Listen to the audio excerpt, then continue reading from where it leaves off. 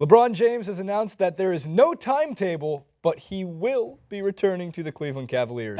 Breaking news. Oh. Bum, ba, bum, bum. Is that a breaking news song? It's like the...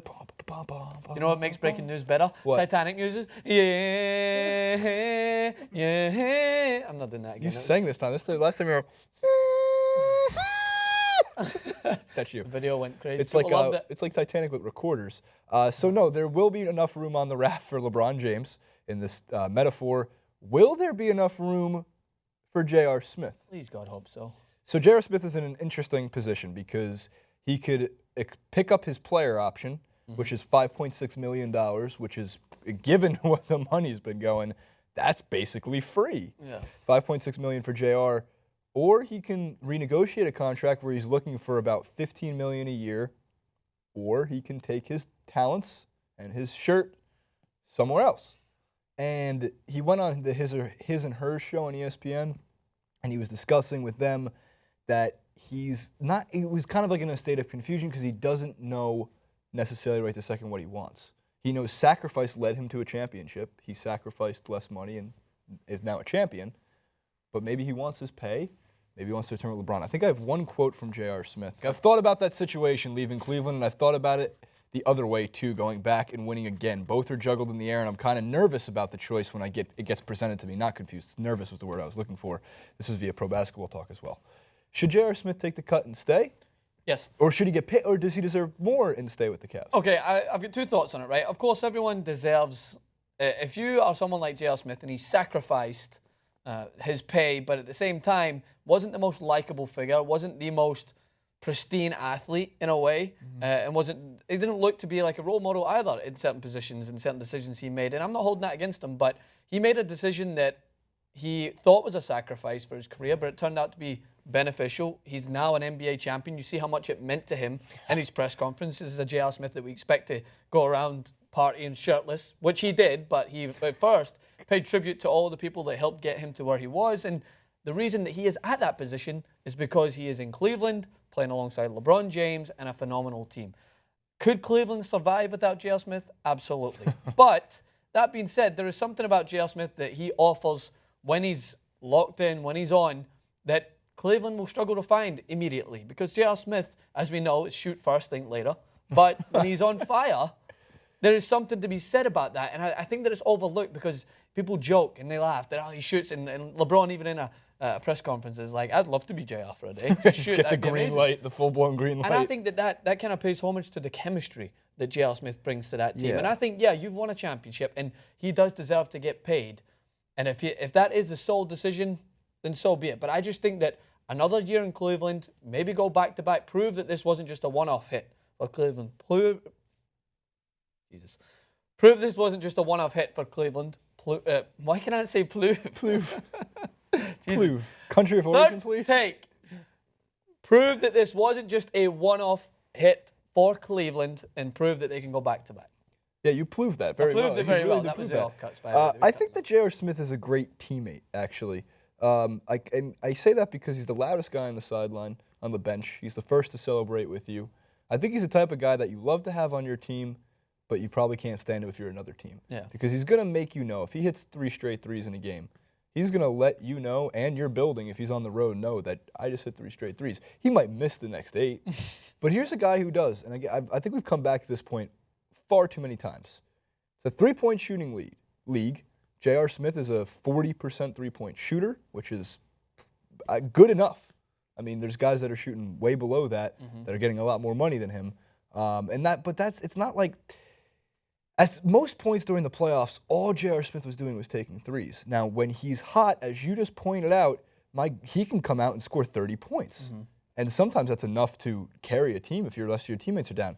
The other problem, though, is sometimes they'll go 2 of 11. I saw it as a Knicks fan. We've seen it in the Cavs. We've seen it, and it's an inconsistent thing. Over a 7-game series, 2 of those games he's going to light it up.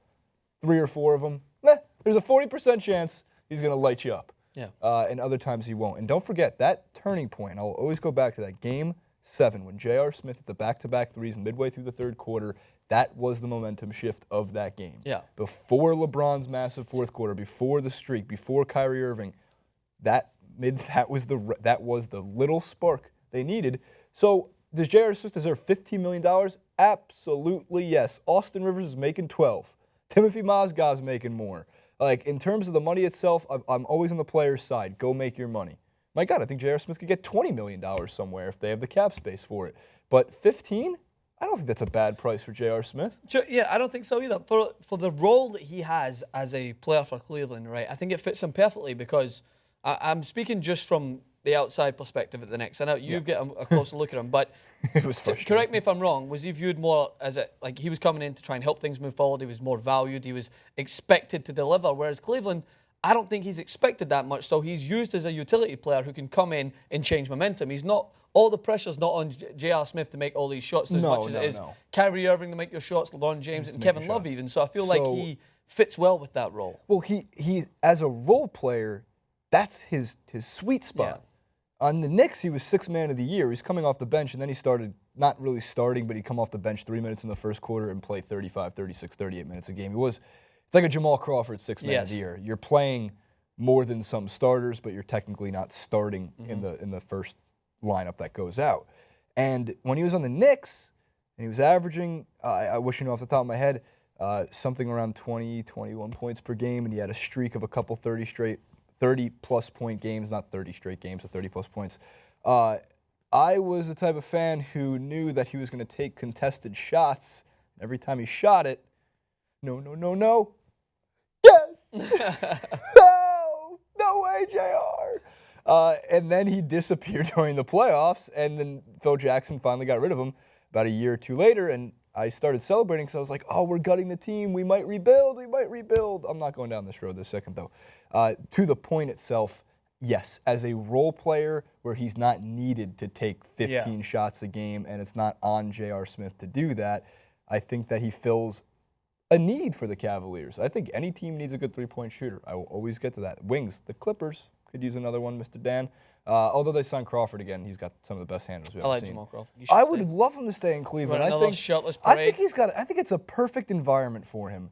You know, they have a great fan base there. They're not going to turn on J.R. Smith now after what, of course, his celebration. And you see him with the fans. I guess the word is brash or brass. Like, he's not the easiest on the eye in terms of, like, he might, have videos of him partying in Vegas and pouring champagne on girls' hairs in Vegas and stuff like that. However, he does seem like he's a good family man. He's not getting into trouble with, any kind of off-the-court incidents that would raise questions.